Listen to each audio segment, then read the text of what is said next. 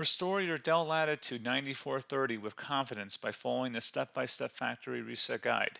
Whether you're troubleshooting, upgrading, or selling the device, this tutorial covers everything you need to know. So this should hopefully be a pretty straightforward process, guys, and without further ado, let's go ahead and jump right into it.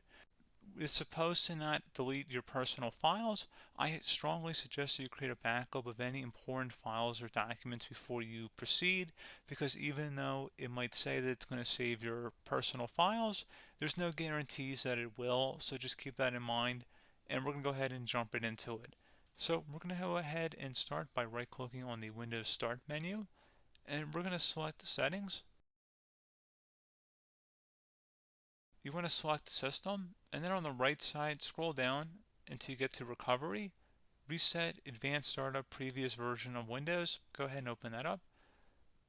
So we're going to start by going underneath Recovery Options, reset this PC, choose to keep or remove your personal files, then reinstall Windows. Go ahead and select Reset PC. Underneath Choose an option, Keep My Files removes apps and settings but keeps your personal files. Now, like I said, there's no guarantee, but you still want to create a backup, but we are going to select that for today's tutorial here.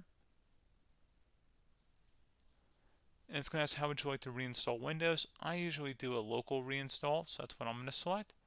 And current settings is going to reinstall Windows from this device, and then we're going to select Next again. This shouldn't take too long here, guys. And resetting will change settings back to their default, keep personal files, reinstall Windows from this device, remove all apps and programs, and you can also view what apps will be removed. This will take some time and your PC will restart. These are the apps that will be removed, so take note of that. So you're definitely going to have to reinstall some stuff once it's done. So it looks like I accidentally closed out of there, so I'm just going to go back to exactly where we were. And we're just going to go ahead and proceed with the reset here and select reset.